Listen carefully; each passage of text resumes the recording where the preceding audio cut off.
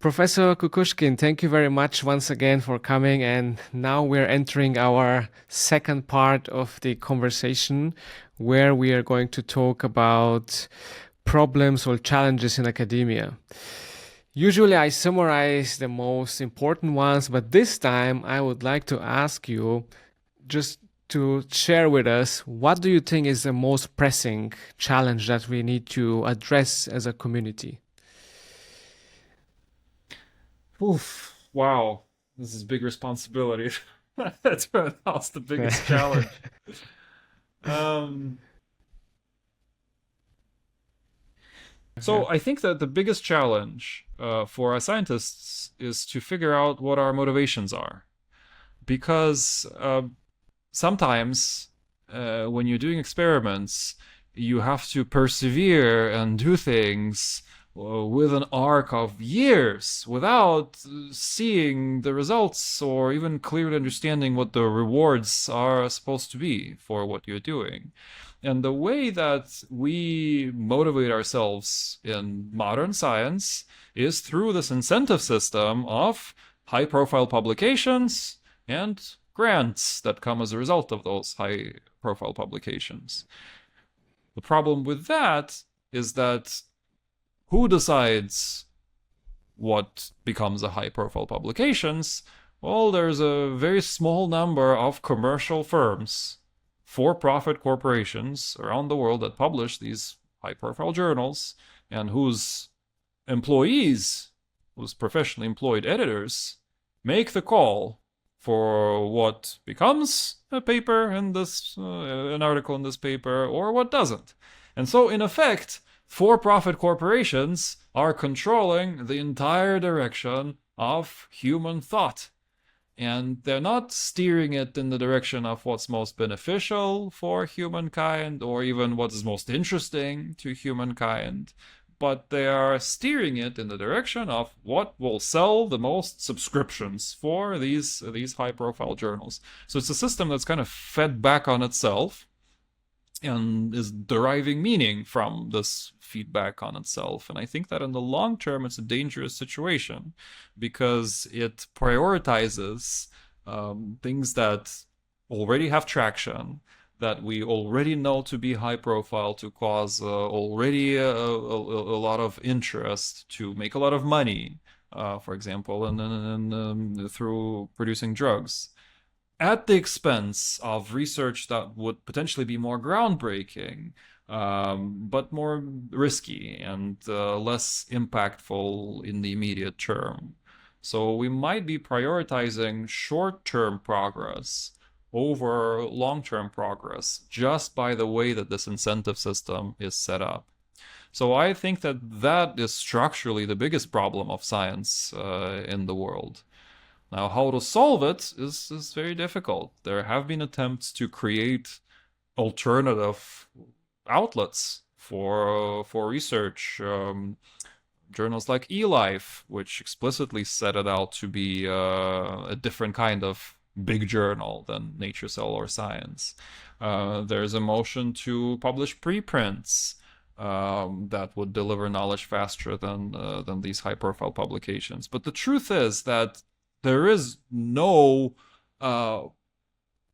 tangible incentive for a professional scientist other than these high profile publications. It's not really a bug of the system as much as it is its main feature. That is how we decide who gets promotions, who gets jobs, that's how we sort people.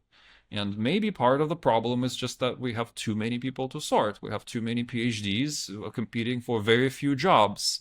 So, well, we need more jobs in science. As a scientist, I would like that to happen. But maybe we also need to churn out fewer PhDs to compete for those jobs. But I think fundamentally, it is this incentive system that hangs over the entire process that skews it in a direction that might not be productive.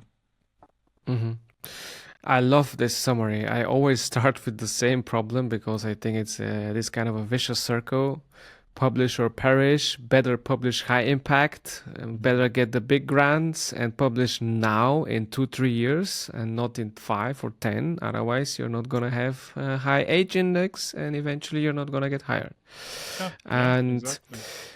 my problem with that is I don't think that there is a community effort to such extent to change this kind of paradigm in a near future. There are some fragmented efforts, but I'm talking to quite a lot of people now during this podcast. Some of them are really high-profile scientists, and sometimes I have a feeling that either you don't have the time to think about this that much, although you know how it bothers you, or you're just so comfortable in the position that you are right now that you're just like, okay, I'm here right now and let somebody else figure it out, right? And I think there should be some kind of a community effort from top down and bottom up, like students and also like directors of institutes, etc., who somehow coordinate actions to change it, because it's really ridiculous how this, as you said, for-profit corporations, they gain such power and such gain on the price of people who actually basically fund science, and these are the normal people in our society, right? Yeah. It is incredible. What do you think we have to do in order to shake this kind of situation? I think you captured it very well, that you are either too busy, and that would probably mostly refer to early career scientists who are, struggling, racing the rat race, trying to get by, trying to have their labs survive. And you're not in a position to fight the system at that time. You just want to grab onto whatever you can and play by whatever rules are set out for you. But once you do that, once you get to the point when you are comfortable and influential and high profile, well, then you can publish in high profile journals. And why wouldn't you at that point do that if you have access to them? So people who get to that point don't really have a particular interest in fighting the system. And I think that's where it needs to come. There needs to be jobs, for example, that take advantage of your skills in academia, that give you creative freedom, but that don't require an extensive publication record, that would prioritize other ways of measuring people's skills against each other than the CV and the publication record. So I think that it has to come from the top down, from the people who make the hiring decisions and who open hiring lines and create positions in universities. And well, it might also come from governments. We're seeing, for example, the government of China put in huge amounts of effort and resource into steering the direction of science, into deciding where it will go. And well, we may disagree with the methods, but that might be where the change comes from. At the moment, that's not where it's coming from. At the moment, as far as I understand it, China is very comfortable with this sort of brutal ranking of everybody by their impact factors and H indices and publication records. But maybe it will change in the future. Maybe centralized planning of Chinese form will, form new opportunities for people, and maybe that will be followed by similar movements in other parts of the world. In my opinion, it has to come from the top down. Whether top down means from universities or from the government. I don't think it's up to students, postdocs, and early career scientists to make these changes. It's those who have the power that have to change the situation. Well, I slightly disagree because, PhDs and postdocs at some point will become eventually, directors, etc. So we have to keep that in mind and maybe educate people how to, I don't want to say correct or right, because what is correct and right, but to make science um, how it should be, not like something that and you described it so perfectly nice, that editors, they're like little gods basically playing around with whatever they like to, wow, today's AI, let's push all the crap that is in AI just because it's written AI, and then we publish Mhm. it everywhere, Yeah. yeah, it is I just don't ridiculous. see, I agree with you. Yes, we need to educate ourselves and be clear about the incentives and where we're going and what we want out of it. But I just don't see what you can do as a postdoc who has a story, and you have a choice to give that story to a big journal or to give that story to a small journal. You're going to try giving it to a big journal, Mhm, and then if it doesn't work, you're going to go down. What mhm, else are you going to do?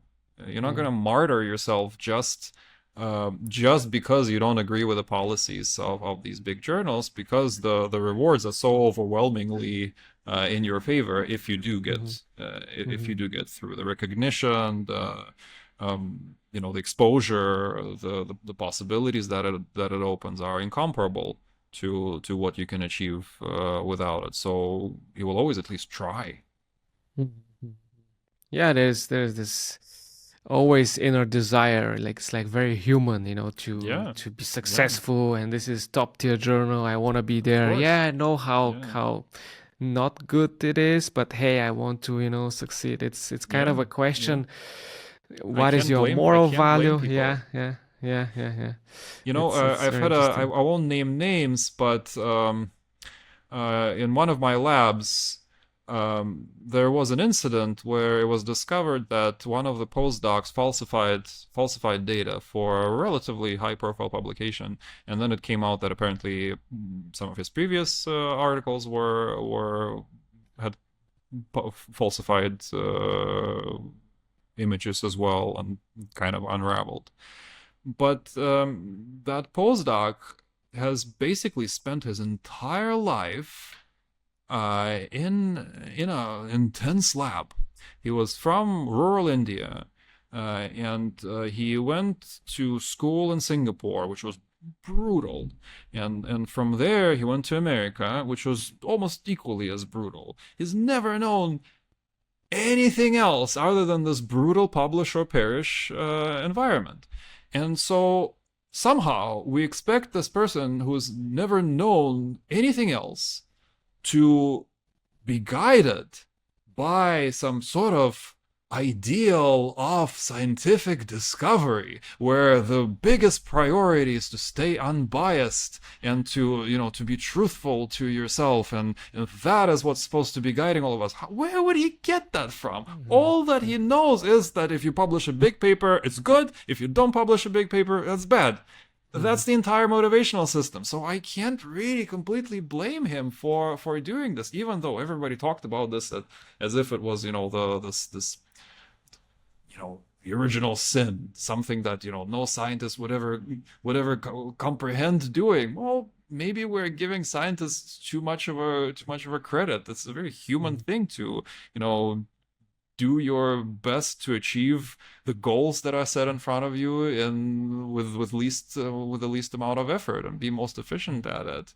We mhm, expect of scientists some superhuman level of integrity and dedication that you're not really asked for in any other endeavor like science. So maybe we need to fix that. Just give us some more reasonable motivations that we can pursue without steering science into places where we don't want to steer it. mhm, mhm. Very interesting point of view. How do you, I mean, the remaining time, I'd like to ask you about the current situation now in the US. As a foreign, assistant professor now in a big university, we hear about grants that have been cut without any, notification in advance, like stopped hiring, people communicate very differently than before, collaborations are affected. How is it now to work in such an environment? Well, it's not pleasant. It's scary. Yes, we've had some of our funding freeze up. We thankfully still have other alternative sources of funding that keeps us afloat. So, we still have our jobs, but that's just a lucky accident. In the department where I teach, the dean is being replaced. We still don't know who our dean will be. What kind of academic changes will that bring about? Nobody wants to be the dean of our, it's called liberal studies department. That just seems like a job under fire right now. So it's very Mm, hard to find a person to do that. I'm hearing that we're scrubbing our website for words like diversity and mm, anti-racism, things that that mm, are not good anymore in America. So, uh, so far it hasn't affected our research in sort of in a direct way where we would have to stop working, but it's very close, and nobody knows what will happen tomorrow. mm, I think NYU specifically has managed to uh, stay off the radar maybe a little bit and avoid some of the bigger repercussions that some of the bigger schools are facing.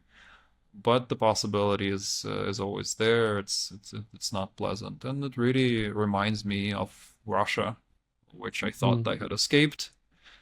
mm, I left Russia in 2008, 2008. So it's been a long time, 17 mm, years.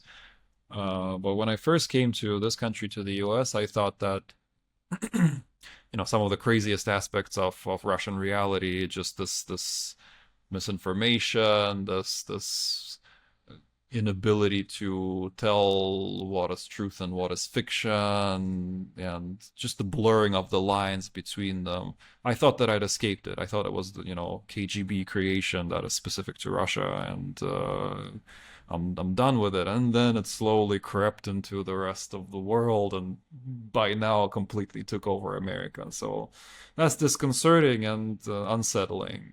I hope that will swing back the other way, but I don't know. yeah, yeah. Well, the winds change their direction. Let's hope the wind will blow in another direction soon, Yeah. but I don't see this soon coming soon, so to say, Yeah. unfortunately. We need On another top wind of of, change. Yeah. yes, yes, yes, on top of all the struggles as a scientist, now this, and then I don't know how you guys all this makes me question if I want to actually continue in academia, or I'm Yeah. wrapping up my PhD right now, and yeah, I always wanted to go to the US also, like just for to experience like a different environment, different work ethic, different Yeah. culture there. But I don't think now it's the right Yeah. But the now, right now might time. not be the time to do that. Yeah. No, no. It's too All bad. right, very, very interesting point of view. As I said, I've talked to a bunch of people, and usually I start by saying exactly what you said, and I'm very happy that you actually summarize it so nicely, and Hmm. actually somebody openly talks about it from the beginning that this is the so big problem that we need Hmm. to address, and if we don't address it, then the problem will continue being there. Yeah. It will just Yeah, fester, yeah. and it's Yes, hard to tell where exactly. it will take us. Yeah. Well, let's hope for a better future. This is what I Let's can hope say at so. the end. Yeah, Yes, for yes, yes, yes. reasonable new humans, for future generations that will correct what we haven't corrected. Yes, yes, yes. Professor Kukushkin, thank you very much once again for your time. Thank you very much. This has been a pleasure.